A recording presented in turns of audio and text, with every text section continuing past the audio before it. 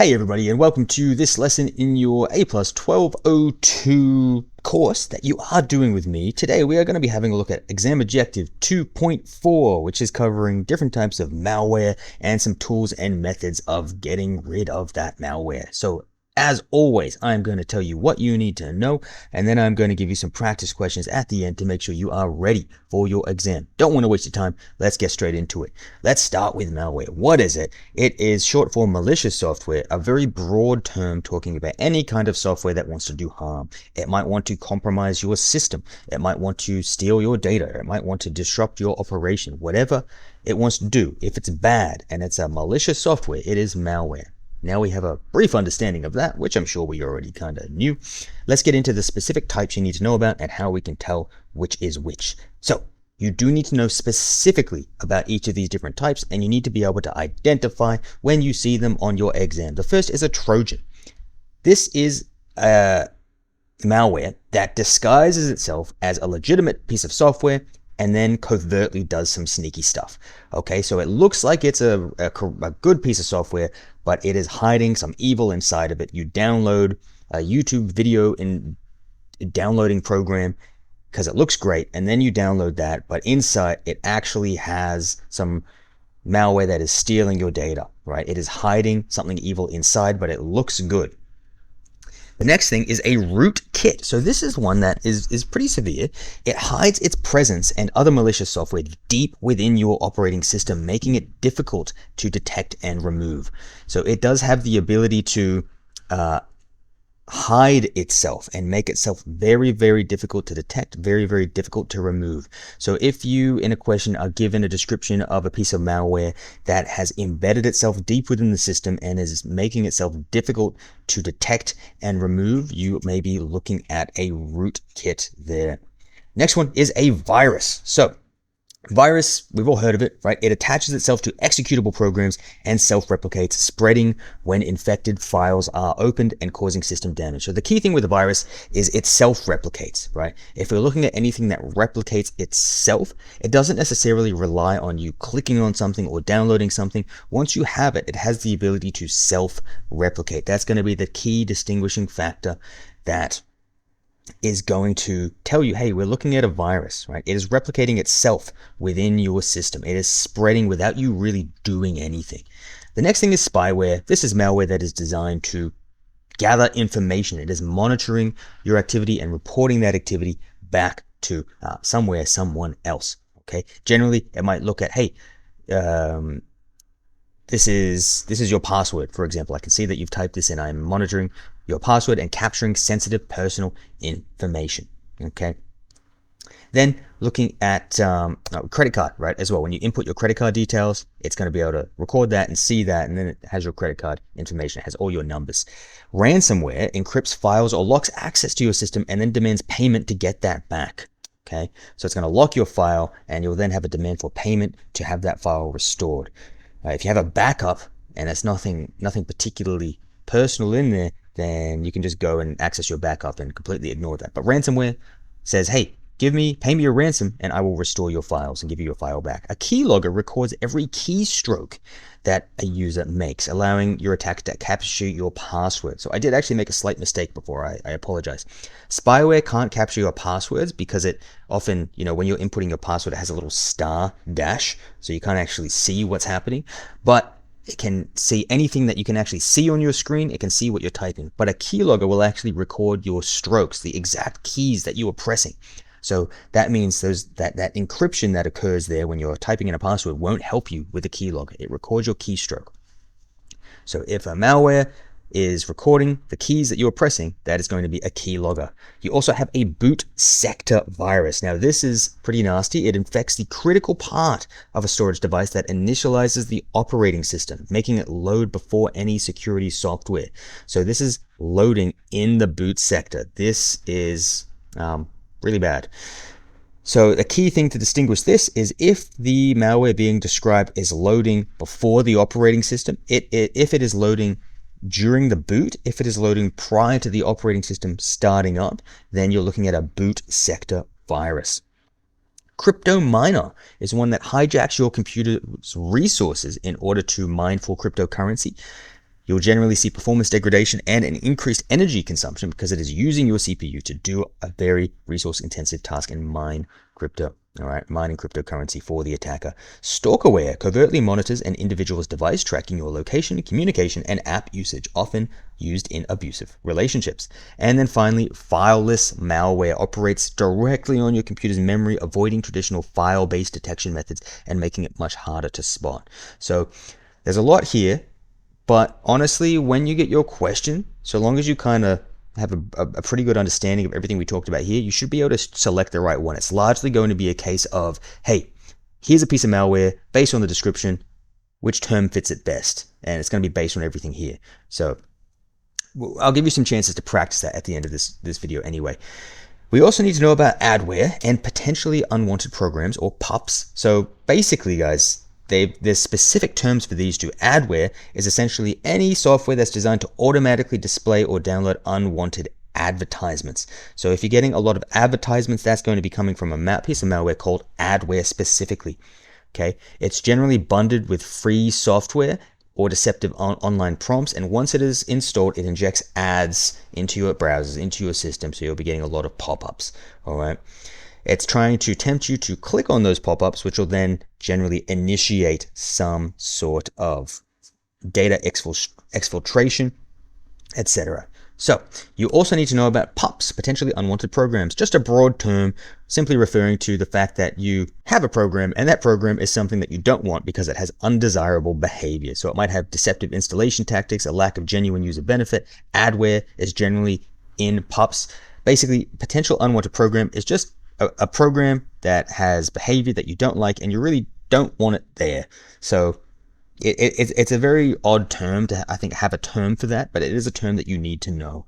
And so long as you can just identify like, hey, a PUP or potentially unwanted program is a program that has undesirable behavior that I don't really want, then you'll be all right.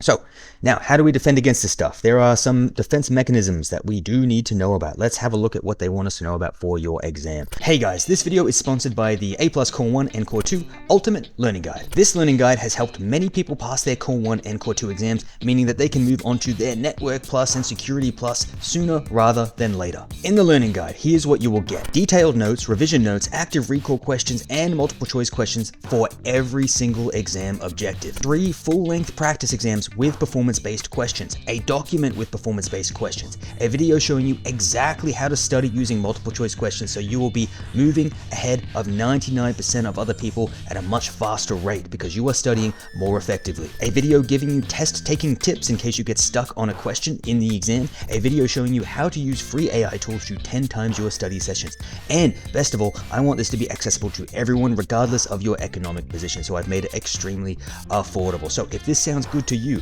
you can head over to journeytocyber.com and grab your A+ Core 1 or Core 2 learning guide today. The first one is recovery modes and environments. There are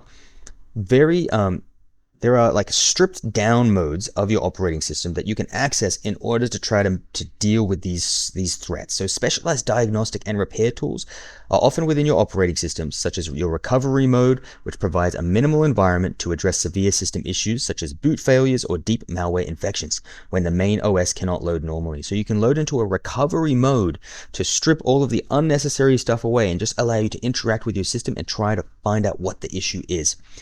These modes are crucial for repairing critical system files, diagnosing issues, and removing persistent malware. Users typically access them by pressing specific keys during startup. So for Windows, for example, during startup, if you press F8, you can access Windows Safe Mode. Or you can also boot from installation media to enter environments such as Windows Recovery Environment, or WinRE.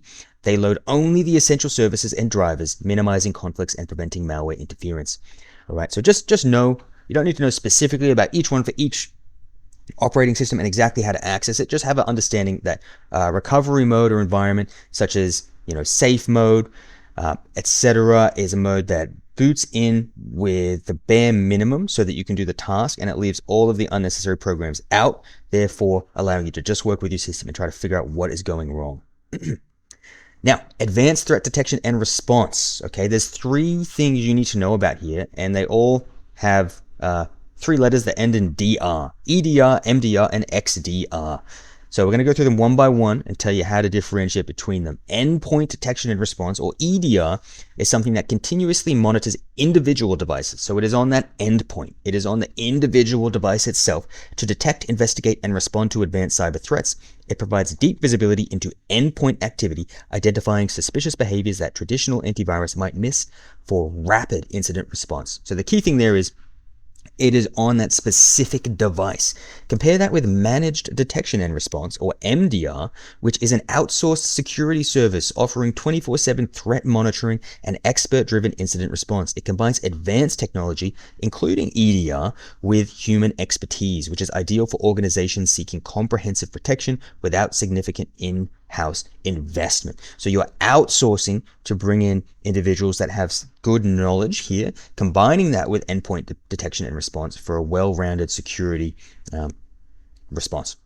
And then we've got extended detection and response, or XDR, which integrates and correlates security data from a much wider range of sources, including networks, cloud, email, and identity, which is a holistic approach that unifies visibility and context to detect and respond to complex multi-stage attacks across the entire IT environment. So extended and detection response is pulling in everything in order to quickly and rapidly respond to threats across the network, essentially. Spend some time rereading that, learning how to differentiate between those three. You're going to need to do that. You're going to get some questions that might say, hey, is this question talking about EDR, MDR, or XDR? Based on that information here, you should be able to differentiate between the three. Now, we also need to know about antivirus and anti-malware. Long story short, antivirus targets known viruses and traditional malware using signature-based detection, okay? Whereas anti-malware offers a much broader defense against a wider array of modern threats. So, long story short, anti-malware is generally more comprehensive and it throws heavier punches than antivirus. All right, it doesn't just rely on known signatures. It actually tries to look at behavioral monitoring. Hey, based on the behavior, is something going wrong here? Even though I haven't detected a specific signature, based on the behavior, it looks like something is going wrong here. Right? So antivirus delivers heavier punches, can do a little bit more than antivirus. So anti-malware is generally more heavy duty than antivirus, essentially. We need to know about some other things, such as email security gateway. We need to know about this specifically, and we need to know that it acts as an intermediary for all email traffic. It intercepts and inspects emails for threats. It blocks spam, detects phishing, scans malware and attachments, and prevents a wide variety of things as well. So, email security gateway, intermediary gateway between the sender and you, the recipient, making sure nothing bad gets through. Then we've got software firewalls. We should know what a firewall is by now, right? It runs on your computer and controls your network following predefined rules. You can block ports going in, ports going out, and you can also have those more advanced ones that are application firewalls as well, which can inspect the packets themselves, all right? We've talked about firewalls. There's really no new information there for you to be aware of. And finally, well, not finally, but one of the last ones is user education and training. This is generally considered, funnily enough, one of the most important ones, because you can have all of the security in the world set up, but if your users click on a phishing link, none of it matters. None of it matters at all. It's all down the drain for nothing. So we need to know about user education, which is just referring to programs designed to educate users on how to not be stupid, to put it bluntly, how to not click on phishing, etc., how to have safe online behavior. And specifically, you also need to know about dedicated anti-phishing training, which is just saying, hey, this is what a phishing link looks like. Please read the email carefully. Please don't click on it, or I will fire you. Generally, you don't actually get fired, but it's just programs educating people on what phishing looks like. So user education is specifically looking at broadly how to be safe online, and dedicated anti-phishing training is looking at specifically how to avoid phishing attacks. The final thing we need to know about is the OS reinstallation. So it creates a clean slate that's powerful and drastic measure. If everything else has failed, you can reinstall your OS. Generally, only if everything else has failed do you want to do this. This is considered the last step. So you're erasing deep infections by wiping everything and starting from scratch. So it gives you full assurance that you will 100% be malware free, but it should be considered a last resort. Now, let's get into some practice questions for you. The first one reads, an organization discovers a piece of malware on its network that has encrypted critical shared files and is demanding a payment in cryptocurrency for their decryption. What type of malware is this? Is it A, a Trojan, B, ransomware, C, spyware, D, virus? Your answer coming in 3, 2, 1. Pause the video if you need more time. It is B, ransomware. So you can start to see how these questions can be a little intuitive here, right? Hopefully we got that one right. If they're asking for a ransom, it's going to be ransomware.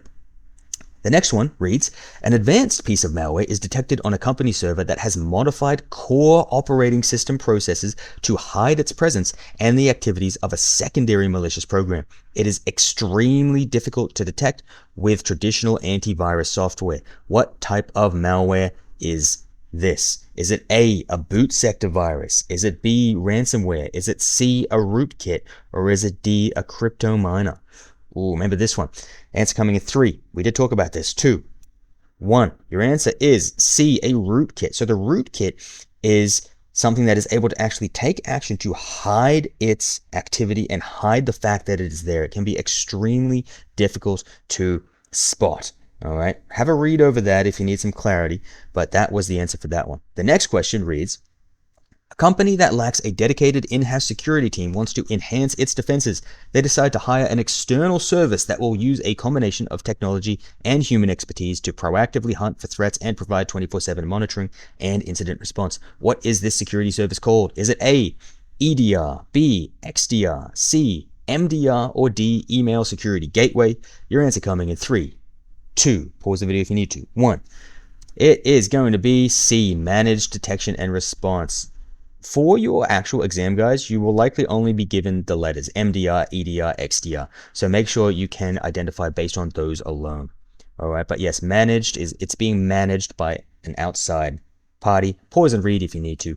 The next question reads, a security team is trying to respond to a sophisticated multi-stage attack that is spread from an endpoint to the network and then to a cloud application.